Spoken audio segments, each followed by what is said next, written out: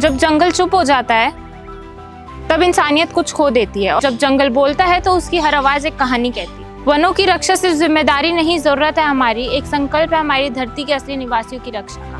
मैं हूँ आपके साथ ग्रशिका से। हर धड़कन जो बचाई गई वो धरती से किया गया एक वादा है, क्योंकि वन्य जीवों को बचाना इंसानियत को बचाना है। हर जानवर जो बचता है वो जीत है हमारी।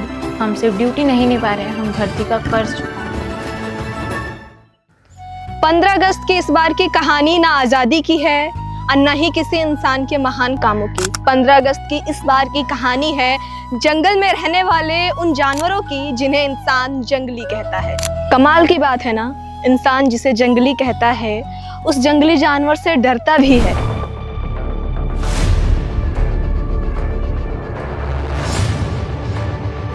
उस डर को गायब करो कि उन्हीं को खत्म करना पड़ जाए। आइए सोचना बंद करो कि ये जंगली हैं तो ये खतरनाक भी होंगे। खतरनाक होंगे, उनका स्वभाव है, लेकिन उनकी सुरक्षा और हिफाजत करना ये हमारा कर्तव्य भी है।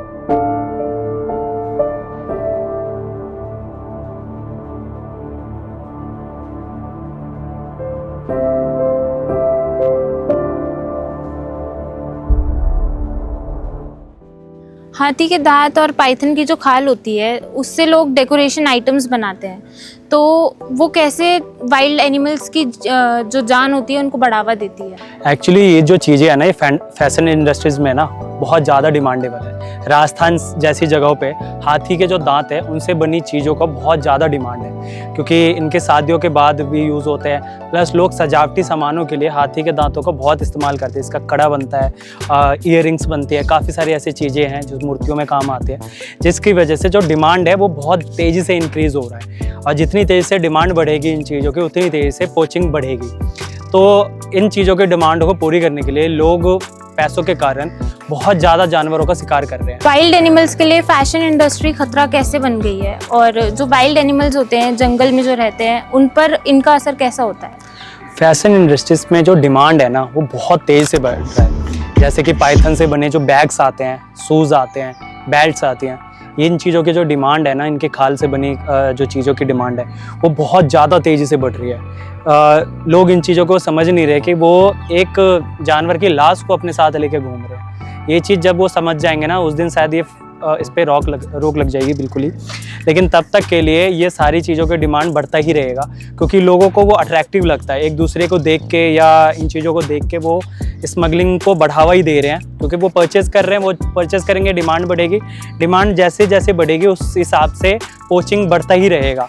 कितना भी कोशिश कर ले कि हम ये पोचिंग पे रोक इस तरीके नहीं लगा पाएंगे, क्योंकि जब तक ये फैशन इंडस्ट्रीज जो पैसे वाले लोग हैं वो डिमांड को कंट्रोल में नहीं करेंगे, अपने ऊपर कंट्रोल नहीं करेंगे, कभी भी लाइफ में ये इन चीज़ों की डिमांड नहीं रुकेगा। और जिसकी वजह से जितने भी जंगली जानवर हैं, शायद आज से कुछ सालों बाद हमारे बच्चों को जंगली जानवर वीडियो में ही देखने को मिल सकता है। शायद जंगलों में उनको जानवर मिले ना। जब इंसानी लालच जरूरत से आगे बढ़ता है तब जंगल की चुप्पी मौत की गूंज बन जाती है। फैशन अगर हत्या की कीमत पर आ जाए तो वो कला नहीं अपराध बन जाता है। जब दीवारों पर शेर की खाल टंगी होती है तब जंगल एक और राजा खो चुका होता है। हर खोई हुई दहाड़, हर टूटा हुआ पंख इंसान की उस चुप्पी की कीमत है जो उसने तब रखी जब उसे बोलना चाहिए था। क्या कारण है कि उल्लुओं का इस्तेमाल काले जादू या तंत्र विद्या में किया जाता है आजकल सबसे ज्यादा? उल्लू जो होते हैं वो एक नॉकटर्नल एनिमल है, नॉकटर्नल बर्ड है, और बहुत सारी कहानियाँ होती हैं कि उल्लू रात को देख सकता है, तो वो तंत्र विद्या में इस्तेमाल किया जाता है क्योंकि उसकी नज़र इतनी अच्छी होती है। और हमारे पुरानी जो जितने भी हमारे लोगों थे उन्होंने ये कहानियाँ बनाई हैं कि उल्लू इसमें आता है। वैसे उल्लू का कोई भी वो नॉर्मल एक वैसा ही बर्ड है जैसा और सारे बर्ड्स होते हैं। तो उल्लुओं के जो लेकर अंधविश्वास फैला हुआ है, इसको कैसे खत्म किया जा सकता है? उसका सिर्फ एक ही पॉइंट है, आप अवेयरनेस करो, ठीक है। जब हम रेस्क्यू करते हैं तब हम लोगों को बताते हैं कि इसकी अच्छी सच्चाई क्या है, ठीक है। जब तक लोगों की तरफ सच्चाई नहीं होगी, वरना कहानियाँ चलती रहेंगी और ऐसे ही लोग गलत इस्तेमाल करते रहेंगे, उल्लुओं की वो होती रहेंगी। तंत्र विद्या में उल्लुओं का किन चीज़ों का सबसे ज़्यादा उपयोग होता है? उसके पंख, उसके पंजों का बहुत ज़्यादा वो है।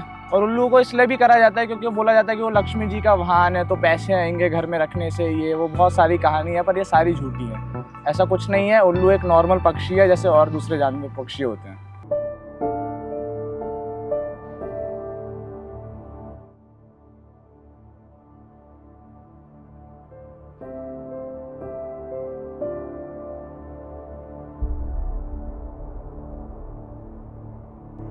जब जब अज्ञानता छा जाती है तब तब अंधकार फैल जाता है और तब जाती है मासूमों की जान। इसी अज्ञानता की देन है कि काले जादू का शिकार बनते जा रहे हैं मासूम से उल्लू। ये अज्ञानता तब खत्म होगी जब ज्ञान की रोशनी फैलेगी। उल्लू अंधकार का प्रतीक नहीं, ज्ञान का प्रतीक है। सवाल ये है कि हम उसे देखते किस नज़र से हैं। डोमेस्टिक और वाइल्ड एनिमल्स दोनों में ही स्ट्रेस होता है क्या? और जब हम जैसे इंसान उनकी लाइफ में इंटरफेयर करते हैं तो उनके ज़िंदगी में स्ट्रेस और बढ़ता है? बिल्कुल, डोमेस्टिक और वाइल्ड एनिमल का स्ट्रेस बहुत अलग अलग है। डोमेस्टिक एनिमल जब आप उसके साथ नहीं होते तो वो स्ट्रेस में होता है, और वाइल्ड एनिमल जब आप उसके एरिया में इंटरफेयर करते हो तब उसे स्ट्रेस होता है। तो दोनों का स्ट्रेस बहुत अलग है, और स्ट्रेस में वो बिहेव भी अलग अलग तरीके से करते हैं। स्कूल्स में एनिमल्स की सेंसिटिवनेस के लिए एजुकेशन देना ज़रूरी है? बिल्कुल ज़रूरी है। अगर स्कूल्स में हम स्टार्टिंग से, जैसे फर्स्ट क्लास से 12th क्लास तक जो स्कूल्स होते हैं, उनमें अगर हम एनिमल्स को कैसे प्यार करें वो चीज़ें सिखाए तो ऐसे बच्चे भी स्ट्रांग बनेंगे और वो बहुत भावुक बच्चे बनेंगे, साथ में इंटेलिजेंट बनेंगे, और उनको स्ट्रेस नहीं होगा एनिमल के अराउंड। अगर एनिमल को स्ने करते हैं तो बच्चों को या बड़ों को किसी को भी स्ट्रेस नहीं होगा।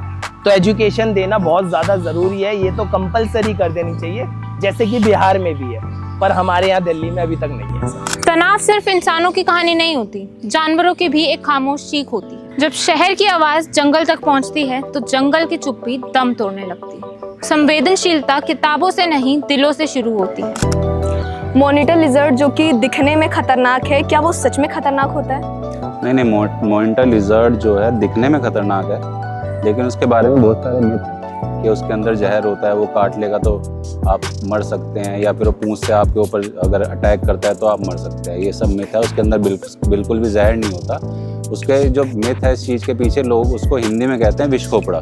इस वजह से उसको लोगों को लगता है इसके अंदर जहर है और ये काटेगा तो मर जाएंगे। जनरली मॉनिटर लिजर्ड बहुत शाय एनिमल होता है, जनरली इंसानों के बीच में आता भी नहीं है। ऐसे ही एक मिथ कहें तो चमगादड़ों को लेकर है कि वो इंसान का खून चूस लेते हैं और इंसानों के घरों में घुस जाते हैं। इसमें कितनी हकीकत और या यूं कहें कि सच्चाई है इस बात में? नहीं, ये जो खून चूसने वाला है, भारत के अंदर तो कोई भी ऐसा बैट है नहीं जो खून चूसता हो। हाँ, दुनिया में एक बैट की प्रजाति है जिसको वेम्पायर बैट कहते हैं, जो खून चूसता है। वो भी इंडिया के अंदर अवेलेबल नहीं है, वो सेंट्रल और साउथ अमेरिका के अंदर अवेलेबल होता है। और वो जो घर के अंदर घुस जाते हैं, वो कारण ये है कि उनको दिन में ना थोड़ा कम दिखाई देता है। अगर वो दिन में पेड़ से उतर के फ्लाई ले लेते हैं तो गलती से लोगों के घर में घुस जाते हैं। जानकारी की कमी से पैदा होता है डर, और डर हमेशा से खतरनाक साबित हुआ है, खुद के लिए भी और दूसरों के लिए भी। ऐसा ही एक डर है हमारे अंदर जानवरों को लेकर। हम डरते भी उन्हीं जानवरों से हैं और मार भी उन्हीं जानवरों को देते हैं। ये भी प्रकृति के देन है। ये उतने सुंदर रंग बिरंगे नहीं हैं, बेशक दिखने में भी खतरनाक हैं, लेकिन हैं ये भी प्रकृति के देन। हमें इनसे डरना नहीं चाहिए, हमें इन्हें समझना और इनकी सुरक्षा करनी चाहिए, ना कि डर के वजह से इन्हें जान से मार देना चाहिए। इस 15 अगस्त हमें ये तय करना चाहिए और ये प्रतिज्ञा लेनी चाहिए कि अपने साथ साथ हम उनकी भी हिफाजत करेंगे जो कि इस जंगल के एक अनमोल जीव हैं। उनकी भी सुरक्षा करेंगे, उनके बारे में भी सोचेंगे, ना कि केवल अपने बारे में भी सोचेंगे, क्योंकि हमारा कर्तव्य है अपने साथ साथ जंगल में रहने वाले जंगली जानवरों के बारे में भी सोचना और उनकी हिफाजत और सुरक्षा करना।